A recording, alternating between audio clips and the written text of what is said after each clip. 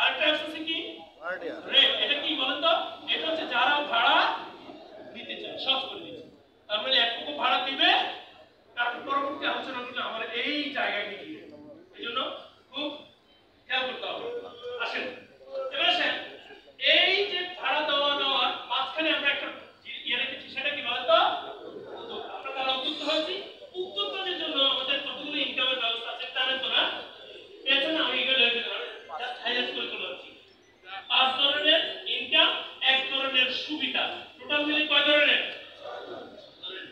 Property থেকে 1%, user থেকে 1%, যেগুলো আপনি করবেন নতুন উদ্যোক্তার মাধ্যমে আপনি পার্টিসিপেট করবেন।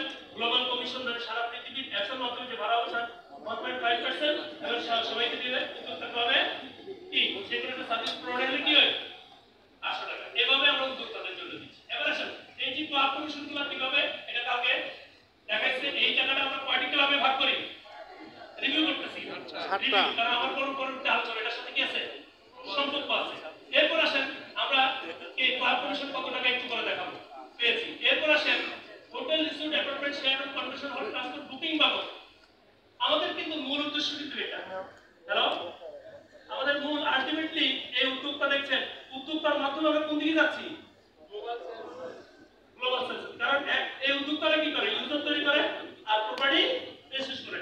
এক পক্ষ ভাড়া নিবে আর পক্ষ এটার সংখ্যা যত বাড়তে থাকবে এটার ইনকাম কি তত বাড়বে কিনা?